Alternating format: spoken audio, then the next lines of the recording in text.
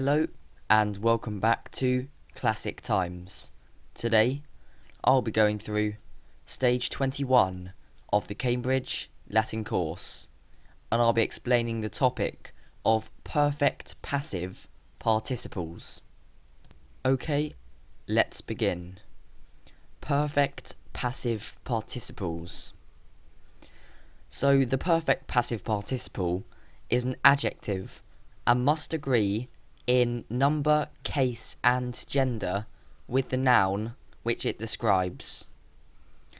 And it's translated literally as having been something. For example, pueri a magistro arcesiti errati erant. The boys, having been summoned by the teacher, were angry. And it's the fourth principal part. The first being the present, for example, porto. The second being the infinitive, portare. The third being the perfect, portavi. And then the fourth, which we've just met, being the PPP, portatus. So you'll be relieved to know that that's all the grammar that we need to cover in today's video. So let's move on to having a look at more vocabulary. A means by or from. Adiuare means to help. Annus is a year. Calare means to hide. Circum, around. Diurus means hard or harsh. Efficere means to accomplish or to carry out. Fons is a fountain or spring. Gravis means heavy or serious. Horror is an hour. Inflix means unlucky. Iubere means to order. Morbus is an illness. Nonulli means several or some. Nuper means recently. Oppidum is a town. Plenus means full. Plus means more. Pretium is price. Sacra means sacred. Sapiens is wise. And unde means from where. Let's now have a look at a few examples of the PPP. Memor aliberto excitatus erratissimus errant. Memor, having been awakened by the freedman, was very angry. Fabri ab architecto laudati riserant. The craftsmen, having been praised by the architect, smiled. And finally, Thermae a Romanis aedificate maximi erant. The baths, having been built by the Romans, were very big.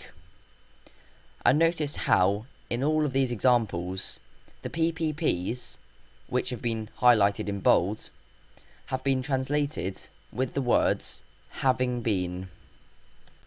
Okay, so now that we've had a look at some examples, I'd now like you to pause the video and have a go at translating the following sentences.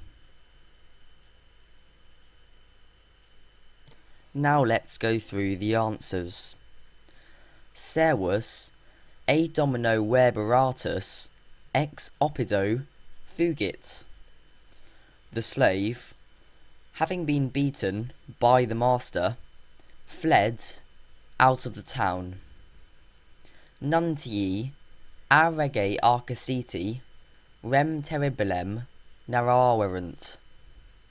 The messengers, having been summoned by the king, told the terrible thing, or a bit more idiomatically, told the terrible story. Ancilla E quinto laudata laetissima erat. The slave girl, having been praised by Quintus, was very happy. So if you got all 3 right, that is a truly wonderful score. Well done.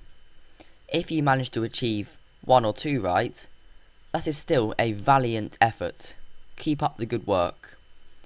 And if you couldn't quite manage to get any of them right, don't worry. This being a new topic is always going to be hard to grapple with at first. Just maybe try a few more examples and you'll get there.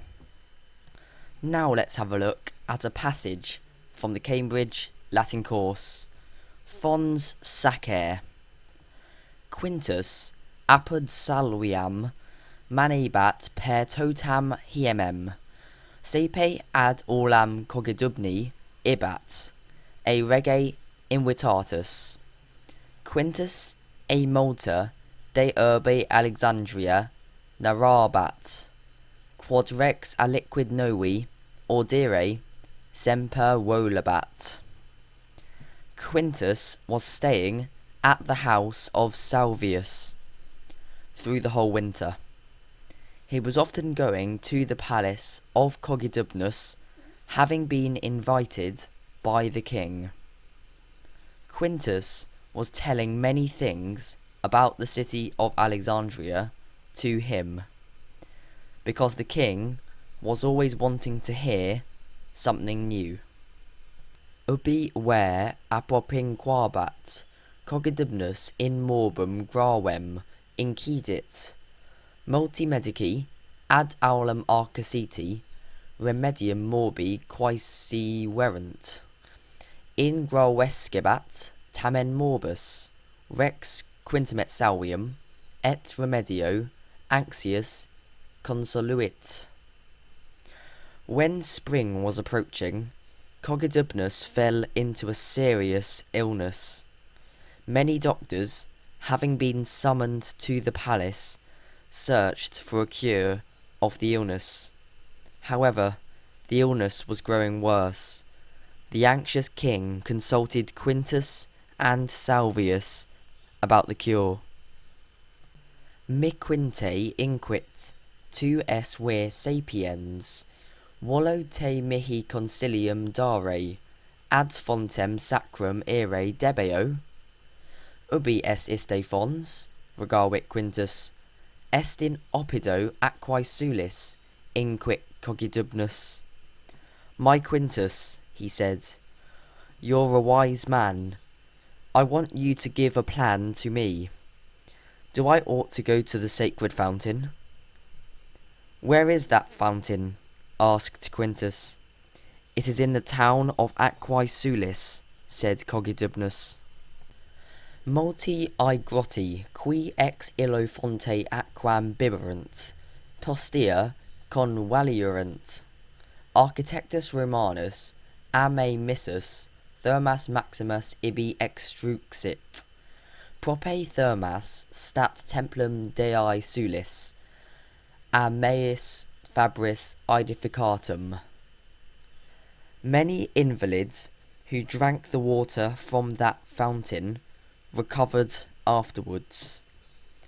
A Roman architect, having been sent by me, built very big baths there. Near the baths stands the temple of the goddess Sulis, having been built by my craftsmen. Ego deam sepe honoravi, nunc fortasse dea me sanare potest. Salvi, tu es vir magnae calidatis, volo te mihi consilium dare. Quid facere debeo? Tu es vir magnae sapientiae, respondit ille. Melius est tibi testamentem facere. I often honoured the goddess. Now perhaps the goddess is able to cure me. Salvius, you're a man of great shrewdness. I want you to give a plan to me. What do I ought to do? You are a man of great wisdom, he replied. It is better for you to make a will. So this is a rather bleak and ominous ending to this story. So Cogidubnus's health has gradually worsened, and now, on the brink of death as it seems, he's being advised to write a will in his dying moments. So we've now covered stage 21 of the Cambridge Latin course. So let's summarise. Perfect passive participles. Perfect passive participles are adjectives and must agree with their noun in number, case and gender. And they're translated with the words having been something. And PPPs are the fourth principal part. Join me in my next video where I'll be covering stage 22 of the Cambridge Latin course.